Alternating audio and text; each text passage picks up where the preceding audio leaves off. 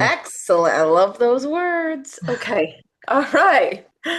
Well, welcome everybody to our community-based educational workshop sessions. Um, so I'm excited to host Cathy Shearer, a physical therapist with the Medical Center. And Cathy, I met about 10 years ago, maybe a little bit more, when she was helping with other physical therapists start the initiation of community-based group exercise programs as a way to kind of keep people moving, the community moving, folks that were in physical therapy, a place for them to softly land, nearing discharge to keep them motivated and with groups of other motivated folks. So Cathy Shearer helped start Enhanced Fitness, as some of you know, which has later moved into what was Jumpstart with Nancy Gall, which was then now Made to Move, that exists now. So really happy to have her joining us on this very timely kind of talk as the ice and snow is coming along. So Cathy, thank you for being with us. Thanks, Rebecca, for hosting me. I do love to talk about fall prevention. And also, if somebody has a question or raises their hand and I don't see it, Rebecca, you could help me or I got you. just be Yeah. really obvious or something. Yeah, feel I'm free to not, write I'm in not the ignoring chat.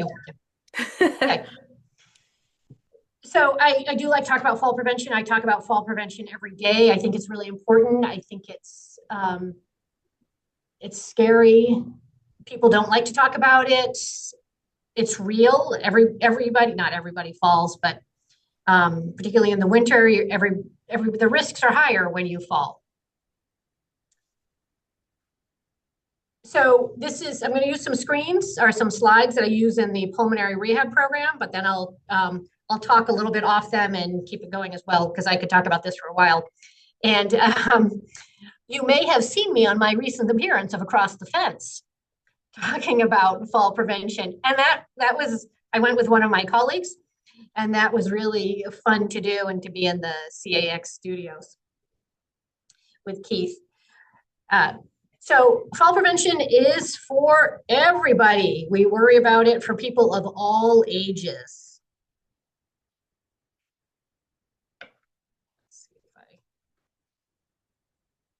A fall is defined by the CDC as an unexpected event in which the person comes to rest on the ground, floor, or lower level. When I ask someone if they've fallen, often people will say, no, I haven't fallen, but if that chair wasn't there, that would have been a problem. Well, technically, that is a fall, because if the chair wasn't there, that would have been a problem. So it's an unexpected and uncontrolled descent from where you start to where you end. That's a broad definition, but I feel like it captures a lot of people that otherwise might be missed until it gets worse. Fall prevention matters. An older adult falls every second of every day. Falls are the #1 cause of hip fracture, and unfortunately, mortality is high in the year following a hip fracture. So if we can prevent the falls in the first place, that really can be life-saving. Once you fall once, you're also more likely to fall again. This is it becomes a little bit of a joke in my family. I have children in their 20s, and one of them was out for a run the other day, and he sent a text message to our family. He said, start the clock again, start the clock. I just fell. Now I might fall again in the next year. So at least my message is getting through to them. These are some very similar statistics. A third of people older adults fall each year. 95% of hip fractures are caused by falling. Particularly at risk are people who have osteoporosis or are frail in other ways.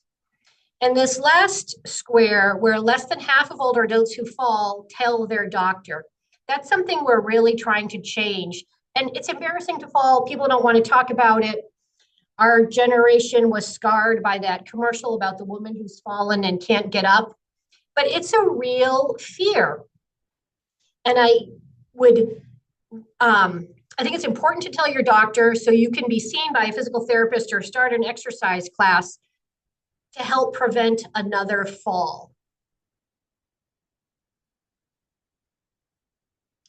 Because 1 out of 5 falls causes a serious injury. Let's say this fall didn't, but the next one might. And so if we can intervene early on, that can hopefully prevent it. And the most serious stat here is about how people die from falls. If they hit their head, if they fall, and heaven forbid, are on the ground for a period of time before someone comes home and finds them, it's very serious, and it's unnecessary. That's not how people want to end their lives. And so we want to try and stop that before it happens. There's different reasons that falls happen. And interestingly, even being afraid of falling can help put you at risk for falls because you move less and take less chances. And when you take less chances, you're not exercising and moving your body as much. There are biological changes related to aging. There's people use their vision more if they maybe don't have good sensation in their feet. Perhaps if they have diabetes or other forms of neuropathy. There's your muscles. We all lose muscle mass as we age, starting at age 30. That's a long way in the rearview mirror for most of us. But there are things that you can do. That's why you do an exercise class, because if you use resistance or a band or a weight, that can help reduce that loss of muscle mass. Also, as we age, you have biomechanical changes. Your knees get stiff, your hips get stiff, so you might have foot pain, and so you have different mobility issues. Another factor we look at is what's called polypharmacology. And if you take more than 7 medications a day, that can increase your fall risk. 67% of adults take more than 7 medications a day. Almost everybody I see takes more than 5 medications. And the problem is when you have multiple medications, you're at risk for them interacting with each other and causing an adverse effect. It could be affecting your blood pressure, it could be affecting something else, and that may make you more at risk for falling. What we recommend is that once a year, when you see your physician for an annual visit, it's called a brown bag visit. Bring all of your medications and lay them out and say, just checking, and do I need to be taking all of these? And if you need to be taking them, obviously take them. But sometimes people are like, oh, no, why are you taking that? We should have discontinued that. Or recently, my mom needed to refill her metropolol, and the pharmacist said, why are you out of this so soon? And she was only supposed to be taking a half a pill, but she had forgotten that when she refilled it and was taking a whole pill every day, which can affect her heart rate and her blood pressure. And so we were happy that this pharmacist caught that quickly to correct it. So it's important to be aware of your medications and stay on top of that. Actually, I'm going to go back one for a second. So we talk about extrinsic and intrinsic factors, things that you control and things that you can't. You can't control that you're aging. You perhaps can't control that you have knee pain, but you can control you can control how much exercise you do. You can control the environment that you live in. We encourage people to look for the things that might increase their fall risk, like wet spots on the floor, particularly in winter, or uneven, or throw rugs is a big thing that everybody talks about, or clutter on the floor, having unsafe shoes. A lot of people tell me that they just wear socks inside the house, and I don't love that. I think you need to wear something with a non-stick sole when you're walking around, even inside your house. Even if you are familiar with the landscape, still wear something supportive. One of the factors that you can't really control, but you can do things to help, are both hearing and vision. I encourage people to get their eyes checked once a year, because if you can't tell how far away something is from you, you might be more likely to trip over it. As we age, we're more at risk for issues with depth perception, and a good screening can help that. Sometimes when people tell me, oh yes, my prescription is 5 years old. Well, maybe it's time to get it updated and make sure you're seeing the world clearly. We're also learning more about the role of hearing and balance. And hearing is important as we age, not only, well, because it's the same way as vision in that if you're not taking in the environment around you accurately, you might be more at risk for falls because something could come up and startle you and you step quickly and you're not prepared for it because you maybe didn't hear it coming. Side note is also good hearing is very important to your cognition. And so everybody worries about getting dementia. And sometimes if you screen your hearing and you find out you're not getting the right information and they recommend a hearing aid, get a hearing aid. I know they're expensive. And they're like Costco does them a little cheaper as one example, but having good hearing is really important to your brain function as well. Hey, Kathy. Yeah. I think it's really interesting that when you're talking about that the fear of the fall actually increases the risk of the fall. Yes. Oh, good segue. Okay. Okay. Okay. So when people are anxious about falling, they limit their activity.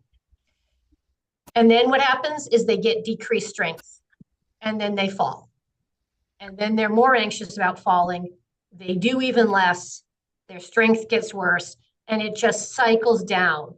Let's say, and not necessarily winter because it's challenging to go outside in winter, but let's say you're worried about climbing the stairs at your house. So you never go outside. And now all of a sudden you go to an appointment, you have to step on a curb.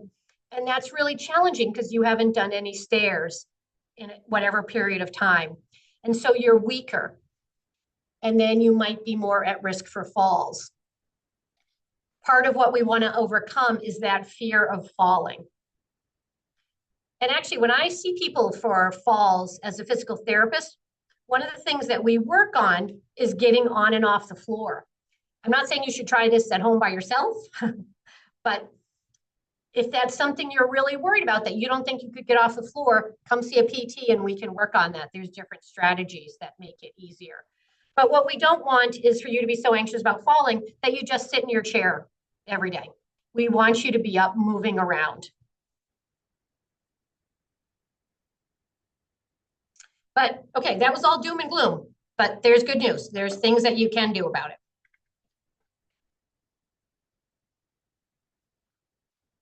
As I mentioned, get your eyes checked every year. You want to have good information about what is around you. You also should get your ears checked. Review the medications with your doctor and check your house for slip hazards. At UVM, we have a fall prevention clinic. And when people are referred to that, they're seen by a nurse who goes over all their medications with them, an occupational therapist who talks to you about vision, about if you're having a hard time managing your meds and other aspects of your life.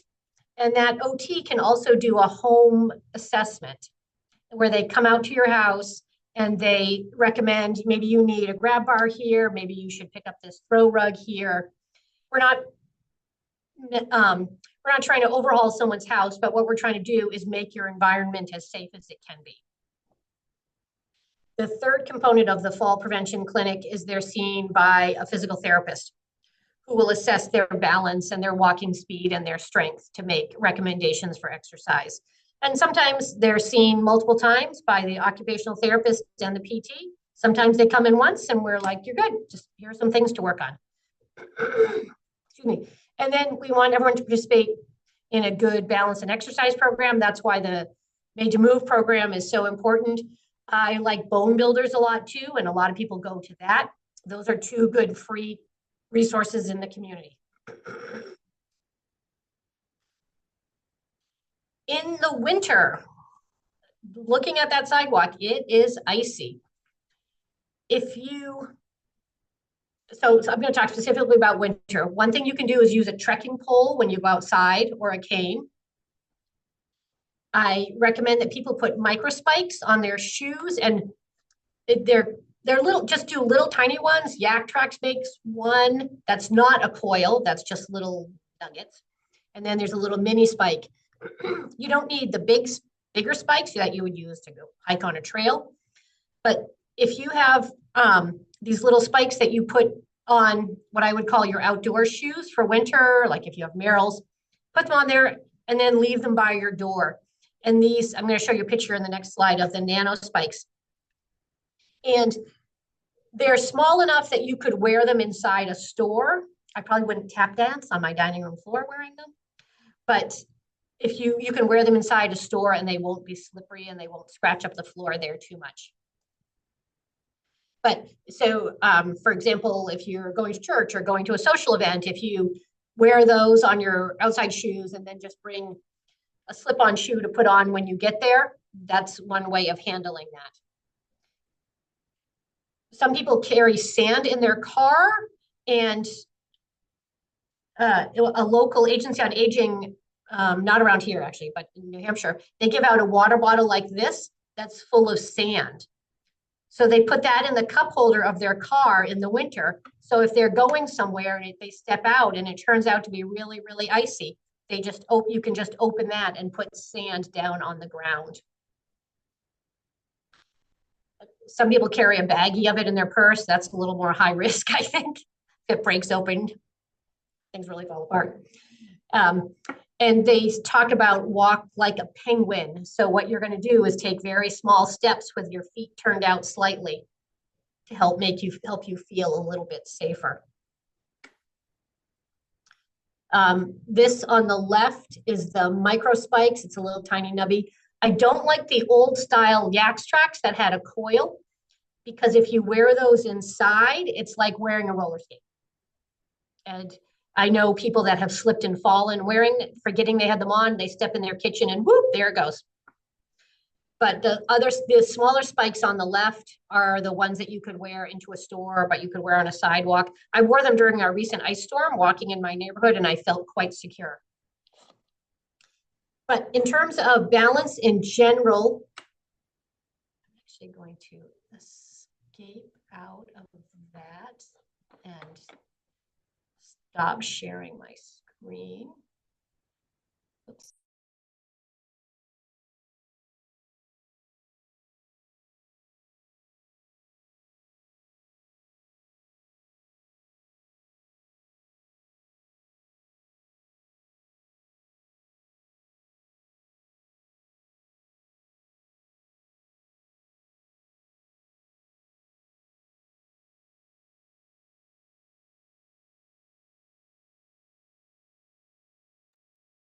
If your doctor or a physical therapist has recommended that you use an assistive device like a cane, you should do that. Some people feel that it's a literal and figurative crutch. They're afraid that if they get reliant on the walker or the cane, that they won't, that they'll get worse and they'll need it. But my perspective on that is, let's say you can only walk 100 feet without your cane or a walker, but with it, you can go 500 feet.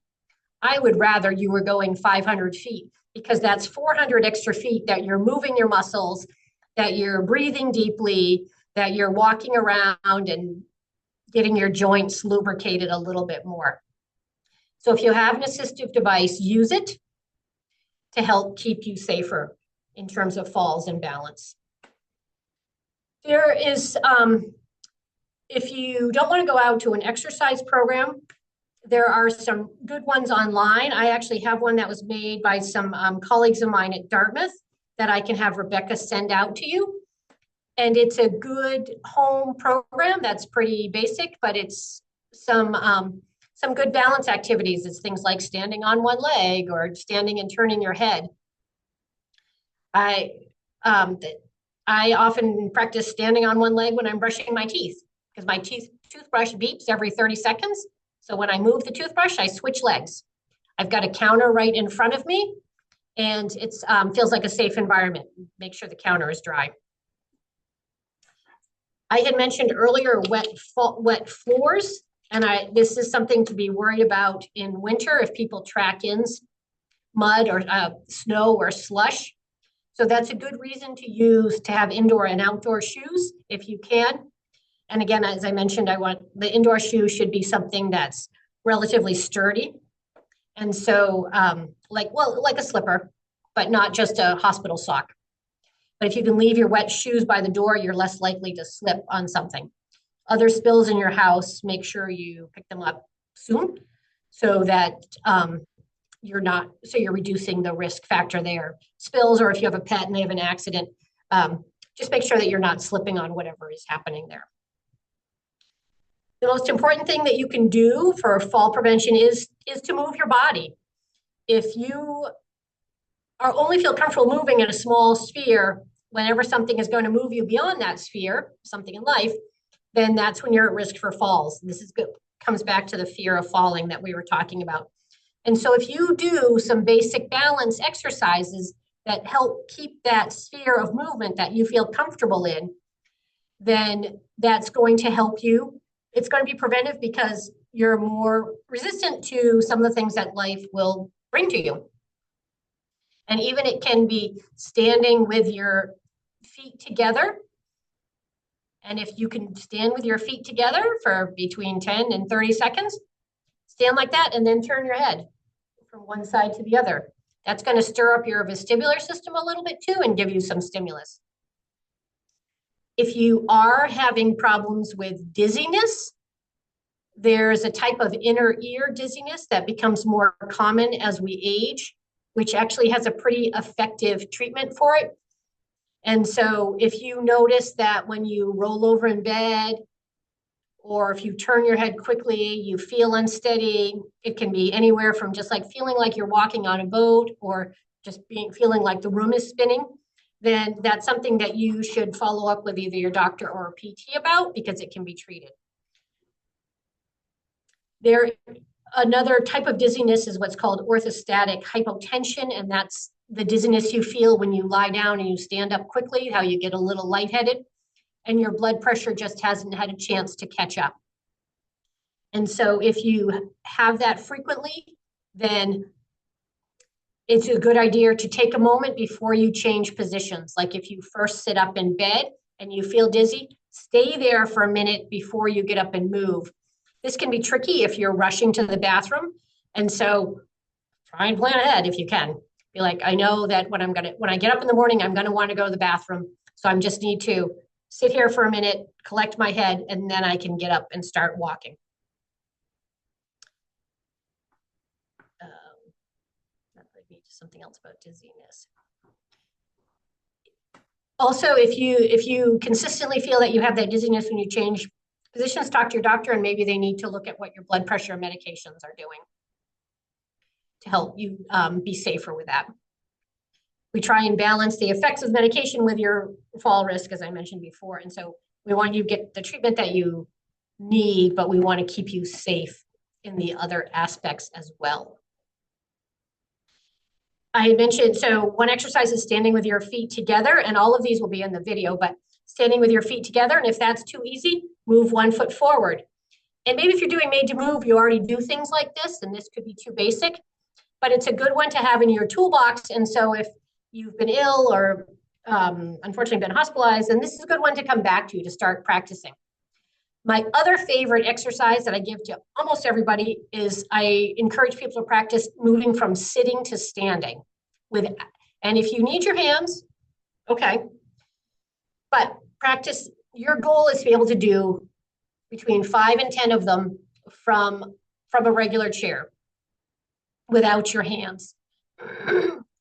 So 2 ways to make it easier, if you can't do that, is to practice using your hands, or to practice it from a higher height. I sometimes have people start practicing it from the edge of their bed because that's usually higher for most people. And when you can stand up easily from there, then go to a slightly lower thing. Don't start this activity with the lowest chair in your house. We want you to be successful and to build up into it, as with most exercises. Sit to stand is a very functional exercise because that's the skill that you need to get out of a car, to get out of a chair, to get off the toilet. This is how people maintain their independence. The official American College of Sports Medicine recommendation for exercise is it's a lot. It's 150 minutes a week, 2 times a week of strengthening, 2 to 3 times, and a balanced exercise most days. The 150 minutes of moderate activity is when if you go for a walk, if you can ride a bike, even a stationary bike, something like that. That's a lot. I wouldn't say most older adults that I know meet that mark. But what I'm interested in is that you're doing something to move your body every day. If there's bad weather or if it's freezing cold, for example, this weekend, one exercise that I can recommend is that you or often recommend set a timer in your house and walk back and forth for 1 minute, 2 minutes, 5 minutes, whatever it is that you do. And people say to me, well, I get up and move around my house anyway. And yes, you do. But exercise should be doing activity or strength that's a little bit more than what your baseline is. And you'd be surprised if you set a timer for 2 minutes and walked back and forth in your house. You might be a little bit bored, but also you would be like, oh, this is actually a long time. But that's a good way of preserving your endurance. And so if you go out in the community, you want to be able to know that you can walk in from your car into a store, you can get into a church, you can get into the senior center, you can get into exercise class. And so by doing that, walking back and forth in your house is a great way to just build up that skill. You don't have to do that more than once a day, but I like it if people do that most days. Another exercise is just standing and raising up on your toes and heels, standing at a counter. And I like this exercise because it gives you a little bit of mobility in your feet. Most people start with between 5 and 10 reps of that. Gives you a little bit of mobility in your feet. And it's important to remember to not only rock up on your toes, everybody's good at that, but rock back on your heels because that's shifting your weight a little bit and it's going to challenge your balance. So if you were to do that, make sure you're doing it at a counter or with a chair behind you, should you lose your balance. So the standing with your feet together, the going up on your heels and toes, sit to stand, and then walking inside your house are some of my favorite exercises to recommend. Another one I really like is to do a push-up on a counter. So at your kitchen counter or bathroom counter, just put your feet back a little bit and bend your arms and straighten them out. Trying to keep your body straight. Your heels can come up. They don't have to stay on the ground. It's not really a stretch, but it's just a way of bending forward. And it's a good arm strengthening. Being able to push something is an important skill to have, whether you're pushing a door or heaven forbid you fall and you're pushing yourself up from the ground. You need to have a little bit of arm strength to push. So I would add the upper body push, like a push-up, the standing with your feet together, turning your head, heel toe raises, sit to stand, and then walking inside your house. Those are all some good basic exercises that I recommend for a lot of people. If you're trying them for the first time in your house, maybe have somebody else around to watch you to make sure you're safe doing it. Sometimes I'll recommend an exercise to a patient in the clinic and they look great. And their family member might say to me, that looks terrible when they do it at home. And at home is where you live. I want you to be safe doing it there. So as always, hold on or make sure you have a chair behind you.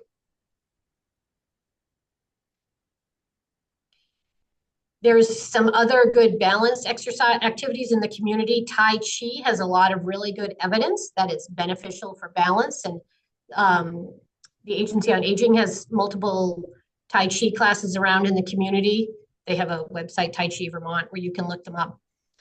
But there's just a lot of evidence that that really is helpful for people with their balance. The exercises that I mentioned, you can do them every day if you want, but even if you did them 2 or 3 days a week, that would be good, except for the walking one. I'd like you to do, if you can, do that most days. I think I saw, okay. Oh, chat, okay. Do people have any questions? Were there slides for those, Cathy, or you're just saying this out loud? Okay, I thought so. Okay, no worries. But they are in the exercise program that, because Rebecca obviously has everybody's email, and I'll have her send it out to you. It was made by some colleagues at Dartmouth. It's made by Parm. Oh, Oh, Sandy. I don't have a question just yet, but I do have a comment. I've lost two very, very dear friends after they fell and hit their heads. Mm. They passed away Ugh, 2 weeks later and then like a month later. ugh, that is awful. Boy, Mm. I'm sorry. One of the members of the rock group Kiss just died from a fall. Same sort of thing, fell and hit his head and died 3 weeks later.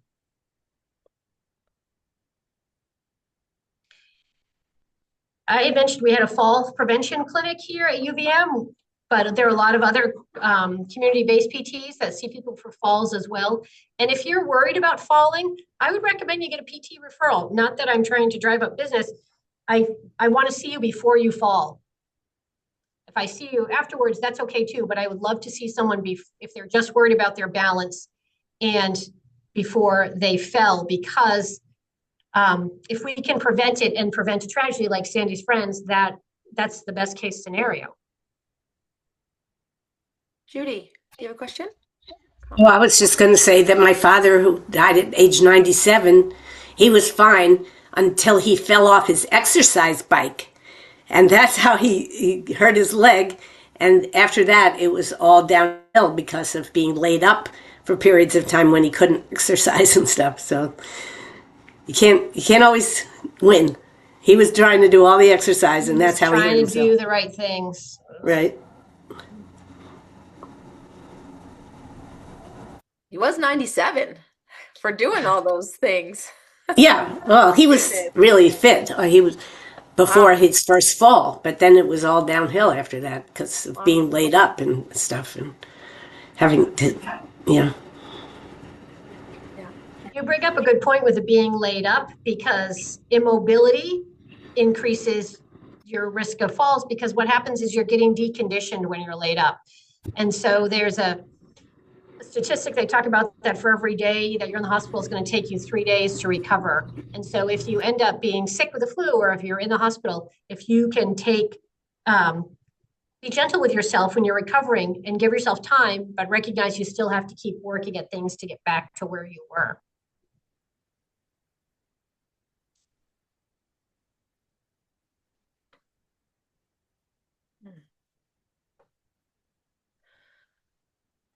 I like I'm kind of thinking of the idea of when folks feel like they can't do something, or that they do have this fear, or I can't get up out of a chair. Like, I like the ideas that you're having of just like set a 1 minute timer, just like small steps that doesn't have to be this big exercise class that's 60 minutes, but just doing little things at a time.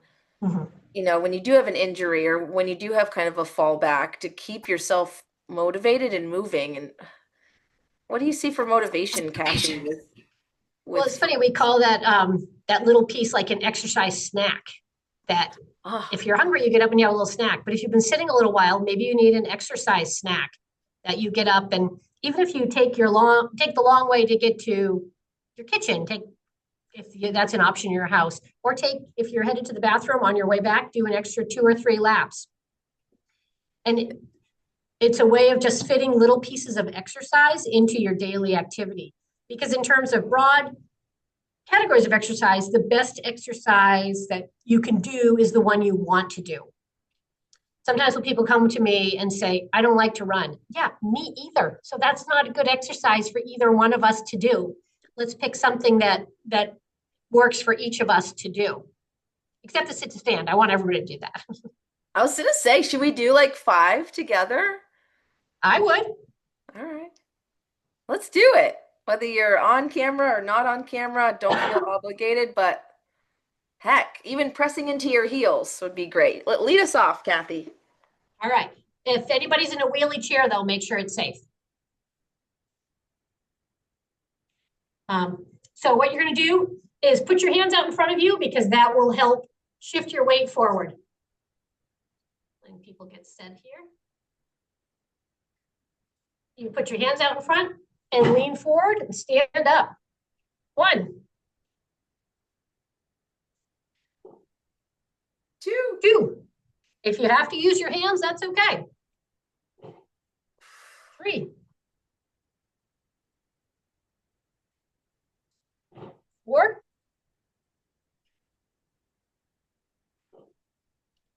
5. Nice. There you go. You just had a no-calorie snack. You Who move said your we don't provide body. snacks and food or snacks at our presentations? Yeah, that's a way of providing. That could be your new snacks at the presentation. And Snacks so, provided. Love it. even just doing those 5 sits of stands, I feel a little warmer. I can feel that my thighs were working. I can feel that the backs of my legs were working. I can feel it in my ankles that I stood up and I moved around. Because when you do that, you're moving your joints through their full range of motion in the direction that they were intended. And it's when we talk about arthritis being, people have arthritic joints, motion is lotion. I know it hurts to move an arthritic joint, but it's going to hurt more if you don't move it. And so you don't have to force it, but just within a comfortable range. Let's say your hip can only move this much before it hurts. Okay, let's move it this much. And then you know what? You're going to stretch the tissues, you're going to stretch the capsule a little bit, and pretty soon it'll move further. And so the same with your knees, that if you're sitting and they're really stiff, straighten your leg out and bend them back down. Straighten it out and bend it back down. Keep that, it's called synovial fluid. Keep it moving in your joints to help them stay loose. And motion is lotion. When you keep it moving, it helps lubricate them a little bit. Love that. Love those little tidbits we can try to remember throughout. Those are really helpful. What are things people are doing now or that you've learned over time that are good strategies for movement or confidence building or balance or fall prevention? What do you already do now? Judy, I'm going to unmute. And, one thing that, well, You're sorry. good. You're good. Okay, one thing that you already mentioned, I realized a long time ago, is that if you get out of bed, you should stand up before you start moving around. Stand up for a minute or so to get your balance before you start moving. That works. Helps get your head adjusted.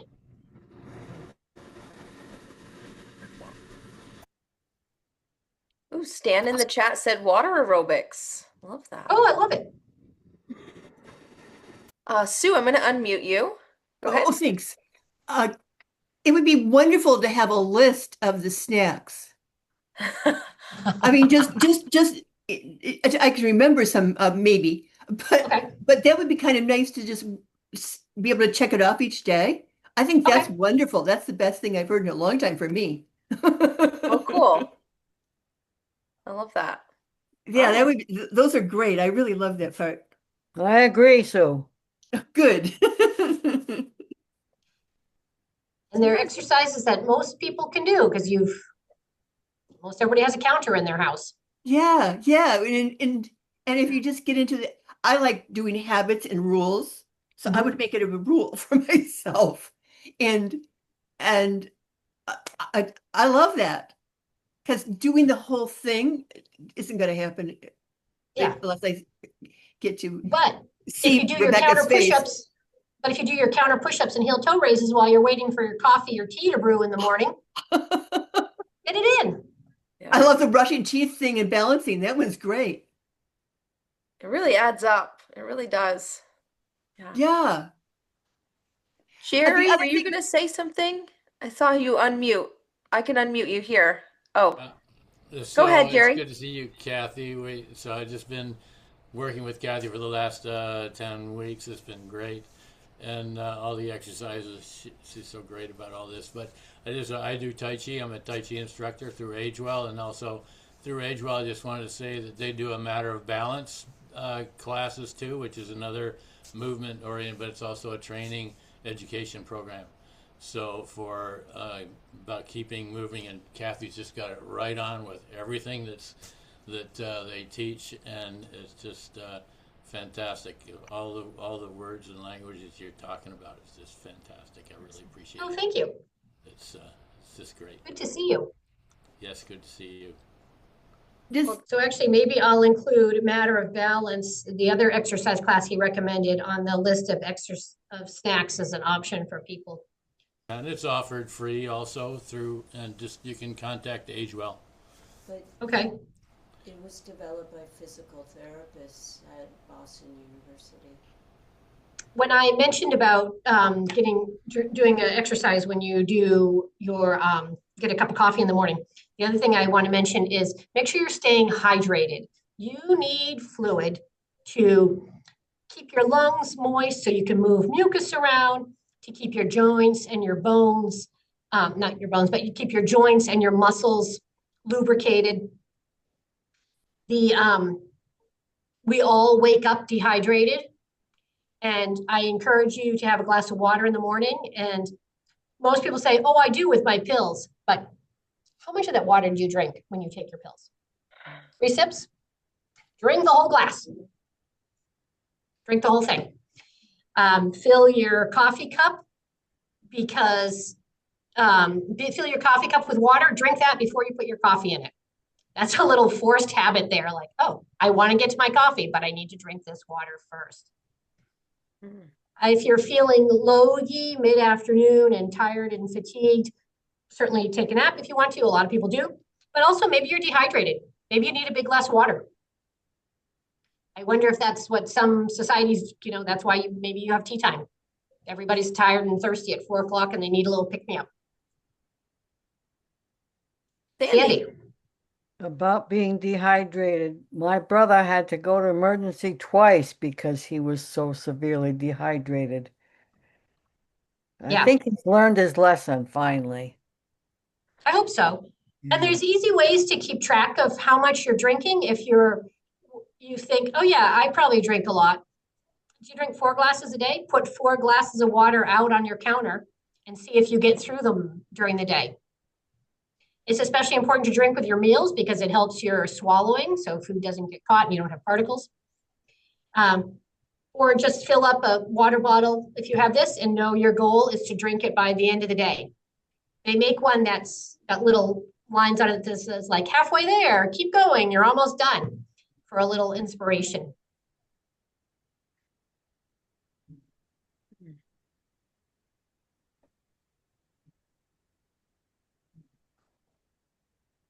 Anything else others do that they'd want to share that they've learned over time, or strategies or questions?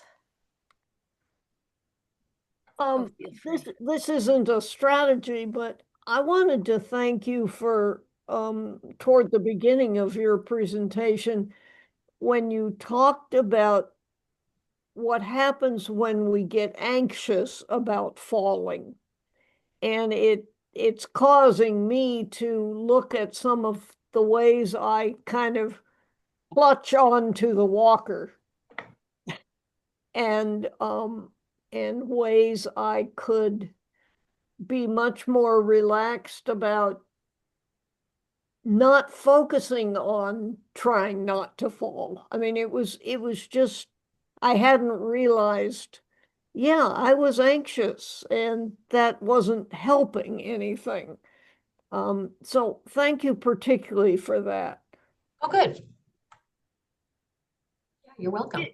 Is there anything, it seems to me that I don't know if I'm anxious or if I just know that I need to be more mindful of kind of everything, one, to be able to remember it. Is there kind of mindful ideas about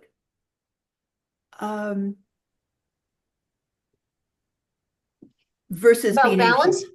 anxious? Versus being anxious. Mm-hmm. I think that I think the antidote to that, to the anxiety, is to build up your confidence. And so and in the same way that you do an exercise snack, you can do a little balance snack. You don't have to start by having by like thinking I need to do 15 minutes of balance. I need to do a whole class. If you, for example, always use your walker, which of course I recommend, but practice let it go with one hand and count to 10. Can you let go with two hands and count to 10? And it Well, just, I've just noticed in the past that if I have fallen, it's because I'm not paying attention, as in not paying attention. right. Um, Not because of balance particularly, Okay. it's because I didn't know my feet were going next. Sometimes we call that in some examples dual task. You're doing two things at Yeah, once yeah, and then you fall.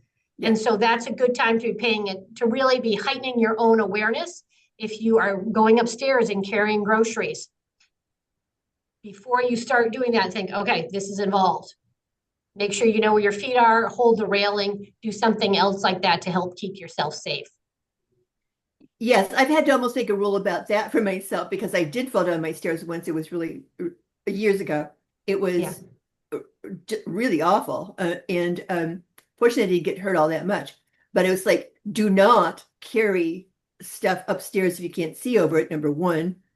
Or if it takes both hands, you need to be able to grab the railing if you need, or anyway, it became a rule. Pay Yes. attention. I think, Kathy, what you said, you slipped a word in there that was really important about confidence, and that's practice. And just doing it over and over and over and over and getting the practice so you know what your body's doing today. Right. Not 2 years ago, but what's it doing today? Yes. How's it What you feel can do today? today. Yeah. And you want to, Practice. yes. And you want to base your progress on where you are today and not compare it to 20 years ago. And so if today you can stand for 5 seconds, maybe tomorrow you can stand for 7 or 10. And we just these small gains over time make a big difference. And they used to say practice makes perfect, but a better way to think of it is practice makes proficient. And so with that fear of falling, if you're practicing, find a way to safely practice the activity that's frightening to you. And maybe if it's stairs, you need to see a PT or have somebody practice it with you. But if you can practice it and gain proficiency, it takes away some of the anxiety.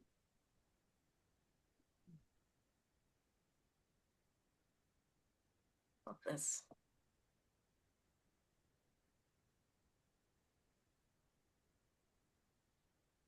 Anything else for Kathy or things to mention about falls, fall prevention, balance, movement, or anything that you have on your mind? Thank you all. Thank you. Thank you. Thank you, Sandy. Thank you for coming. Yeah. Oh, I this was just great. I'm so glad I remembered.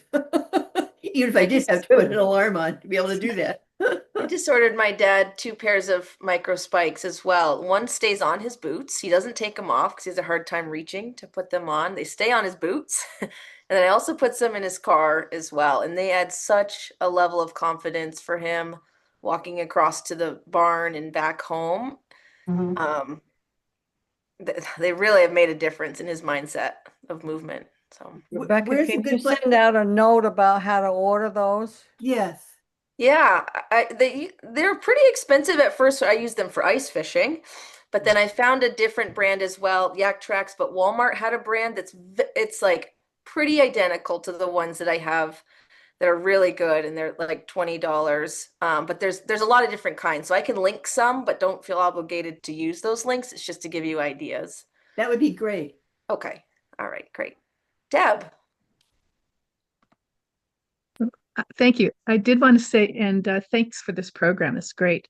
I did want to say that uh, taking an exercise class, getting to the point where I could take an exercise class 3 days a week, we were doing this community fitness on Zoom, and was really great because I, unbeknownst to me, developed cancer that just knocked me for a loop all summer last year and into the fall.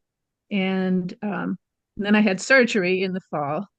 And then I've been rehabbing until about 4 weeks ago, just before Christmas, actually.